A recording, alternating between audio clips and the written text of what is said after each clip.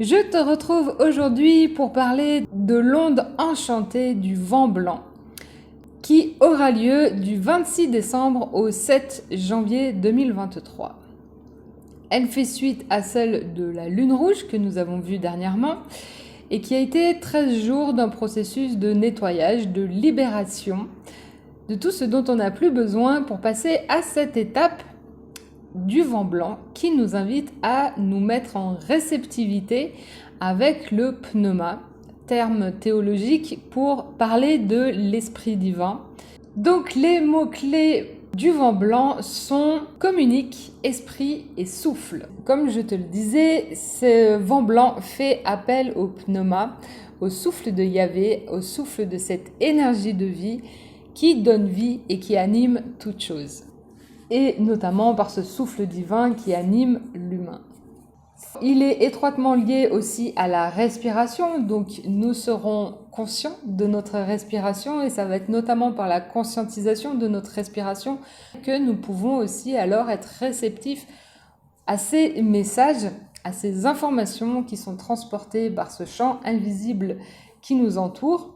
Ça va être aussi prendre conscience de sa respiration, notamment dans les situations tendues où l'on est plus ou moins mal à l'aise. Et par cette conscientisation de la respiration, on va pouvoir ainsi activer notre système parasympathique en calmant la respiration et ainsi retrouver nos esprits afin de décider d'agir au lieu de réagir à ce qu'il se passe. Donc ça va être 13 jours pour se mettre à l'écoute de l'invisible, à l'écoute de l'esprit qui nous entoure, qui va ainsi nous donner la capacité de manifester l'intangible. Donc de trouver la traduction, qui va nous permettre aussi de clarifier notre vérité afin de la clamer, ou au moins de la transmettre et de la dire à haute voix. Donc 13 jours d'exploration de la façon dont on communique dans toutes les dimensions, c'est-à-dire avec nous-mêmes, à l'intérieur de nous-mêmes, avec les autres, avec l'esprit, avec le monde intangible, ou comment reconnaître la voix du sacré au travers du brouhaha des fêtes de fin d'année. Ainsi, que se passe-t-il si tu mets ton mental et ta rationalité de côté et que tu te mets à écouter et à suivre ton instinct, ton intuition? Oses-tu manifester tes intuitions et comment cela se traduit?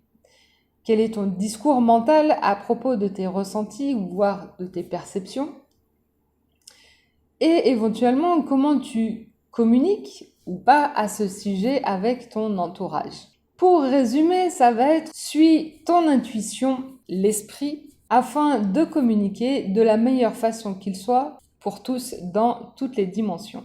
Le 26 décembre sera un portail galactique, donc où ce premier jour de cette onde enchantée du vent blanc va commencer à se manifester, sera vraiment une journée où l'on pourra recevoir pleinement les informations de ce pneuma qui nous entoure. On va pouvoir ainsi ouvrir notre esprit avec un E majuscule et nous mettre en réceptivité de ces informations. Le 27 décembre, quels sont les obstacles à cette ouverture, à cette perception de l'esprit?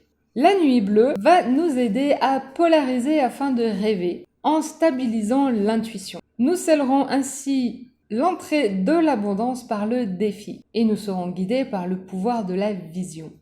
27 décembre se posera la question: quelles énergies dois-je activer?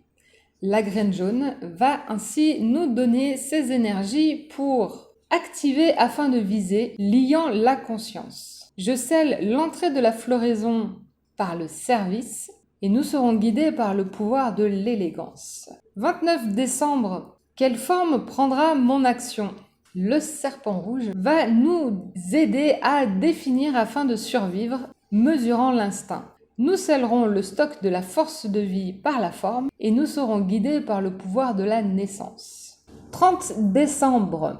Comment décider du meilleur pour moi-même? Et ça va être l'enlaceur des mondes blancs qui va nous aider à renforcer afin d'égaliser commandant l'opportunité. Nous scellerons le stock par le rayonnement et nous serons guidés par le pouvoir de l'éternité.